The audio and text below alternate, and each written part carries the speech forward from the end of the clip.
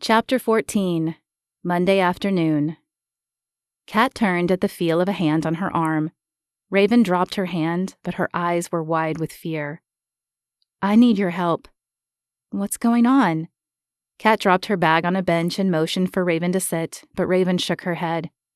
Her right hand rubbed up and down her left arm, and her eyes darted around the room before she spoke. "The dark shapes. They're getting worse. Yesterday there were 2 in my room. I didn't even go home, just went straight to a hotel to spend the night. I can't take them much longer. They say things." Kat nodded and placed a hand on Raven's arm. Though she had often heard the things Raven was talking about, she doubted she'd heard them in the same way, and she had certainly never seen dark shapes. She could only imagine how scary this was for Raven. "They're demons, Raven. It's what they do. Look, Micah came to see me at church yesterday. He said they are getting worse because the time is near. Now I know what comes after won't be wine and roses either, but hopefully you'll get a reprieve." Raven shook her head, her fierce bravado gone. "I don't think I can do this, Kat. What if I just accept God? I mean, I've seen angels and demons, so believing in God isn't that much of a stretch." Kat's lips pulled into a sympathetic smile. If only it were that easy. "It's not enough just to believe he exists, Raven. Even the demons believe he exists. You have to accept him as your savior and be willing to surrender your life to him." "Then I'll do that. I don't want to be left behind, Kat." "Okay, I'll tell you how." Kat took a deep breath, but before she could say another word, she heard the sound of a trumpet. Bright light filled the area, along with a feeling of absolute peace. She tilted her head to the light and felt herself rising into the air. "Okay, I'll tell you how." Kat took a deep breath, but before she could say another word, the sound of screams grabbed Raven's attention. She raced out of the locker room to the scene of her dreams. As if in slow motion, she saw the car burst through the front windows. Glass shattered in all directions, tiny shards spinning through the air. Faces froze in horror as the car barreled forward. Not a hand rose in protection, but the fear was etched on every face. Where was the girl? In her dreams, there had been a girl in the way of the oncoming car, a girl she saved only to find nothing but clothes in her hand. But as she stood watching the scene unfold, Raven knew the girl was already gone. She had been taken at the same time the driver had. All the kids would be gone, and Kat would be gone as well. "No!" The word emerged as a primal scream, but no one seemed to notice. Even if they had heard her, they would have assumed she was screaming out of fear or anger. They would have no idea she was screaming because it was too late. She had waited too long to place her faith in God, and now she had been left behind like the other people in the gym. So many other people. Had nobody been taken besides Kat? "Gemma? Has anyone seen Gemma?" A woman near the far wall held a shirt in her hands. Raven vaguely remembered seeing the woman as she walked in. She'd been entertaining a toddler with toys from the small stash Brian kept for younger siblings. "Connor?" The shrill, high-pitched voice drowned out the other woman. "Connor, where are you?" "Is everyone okay?" Brian rose from behind his desk where he must have been when the car hit. "No, my son is missing. So is my daughter. Mine too." Raven scanned the room. As bad as this was, it could have been a lot worse. Had it been 6 minutes later, people might have been killed. But it appeared no one had been in the path of the car. She glanced at the clock. It read 3:54. She waited for the hand to move, but it appeared frozen. 3:54. That's when it had happened.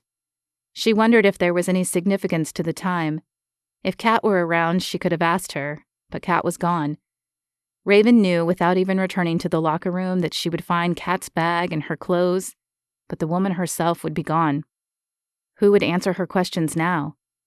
"Everyone spread out and look for the kids," Brian hollered. Raven knew the kids would not be found. Maybe she would tell them, but they would think her crazy. Instead, she walked to the car. The driver, the same one from her dreams, looked up at her.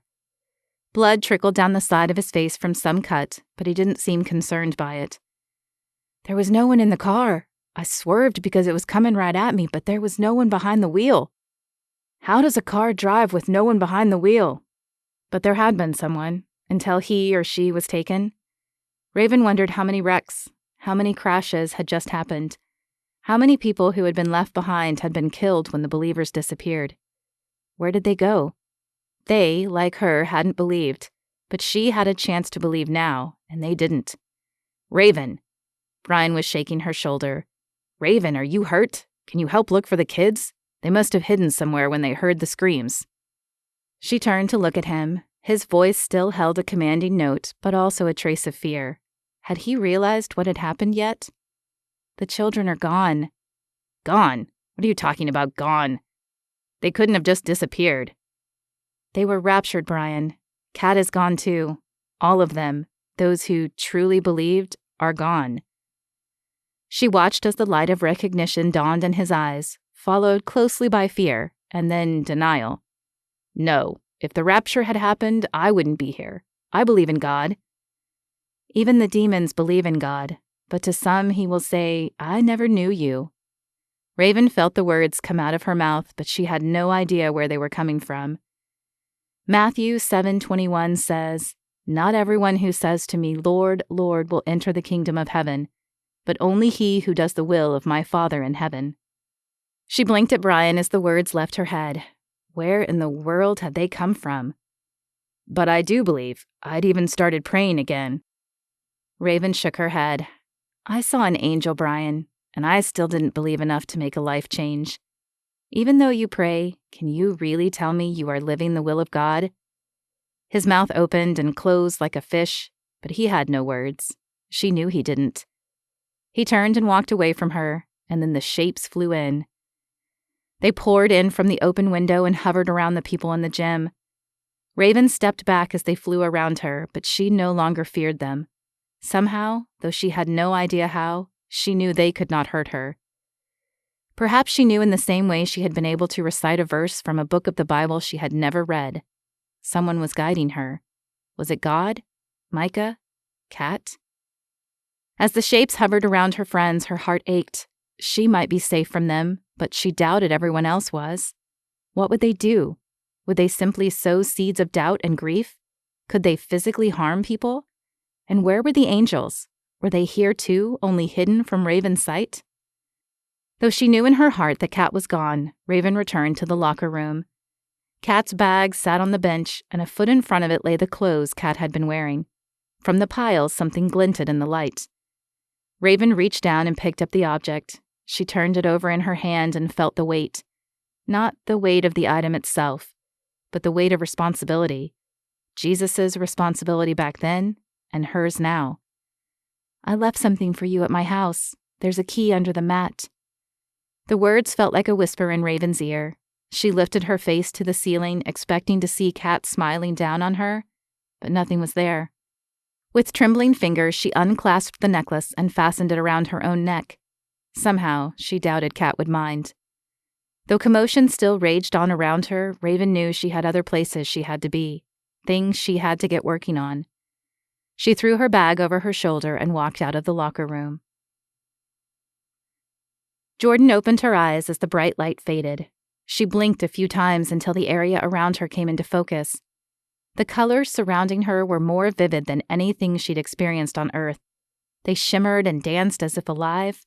From somewhere, Jordan could hear the sound of music floating on the air. Oh my gosh, is this heaven? Jordan turned to see 3 people behind her. Heather and Dave she recognized, and their eyes were wide with wonder as they turned in a slow circle. The third man she didn't immediately recognize, but she felt as if she knew him. I think so. The last thing Jordan remembered was crouching behind the couch with her hands over her ears, as the intense banging and screeching of demons pounding the outside of Dave and Heather's house permeated the air. Then she'd seen the light and heard her voice being called. Jeremy had said it was safe to go, and so she'd gone. It appeared Heather and Dave had too. But where was Samuel? Samuel? Where's Samuel? Surely the demons hadn't gotten him. Heather had been holding him tightly when the light appeared. I'm Samuel. Jordan turned to peer closer at the man she had not recognized. Samuel, but you can't be. You were just a baby, Heather said as she stepped closer to the man. The man held his hands out as he shrugged. I don't know. Jordan knew he was telling the truth, and she felt just the tiniest twinge of sorrow that she had missed Samuel growing up. But it didn't last long. There was no room for sorrow here. Jordan? Jordan, is that you? Jordan turned to see Kat and two others running toward her. Kat? Jordan flung her arms around Kat. I'm so happy to see you again. Me too. When the hug ended, Jordan turned to Patrick and the woman beside him who had to be Maddie. She had grown just as Samuel had. So this is it, huh? Patrick asked as he looked around. This is where we wait until the tribulation is over? I think so, Jordan said. Not a bad place to wait, I guess. Suddenly she remembered the link she and Kat shared. Kat, did you reach Raven? Kat nodded. I did. In fact, she was about to accept God as her savior before Jesus called us. I don't know what comes next for her, but I'm sure she'll be okay.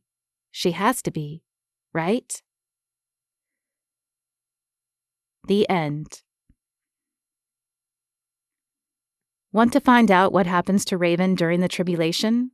Look for the next book, coming soon. This has been a reading of A Spark in Darkness, written by Lorana Hoopes, copyright 2020.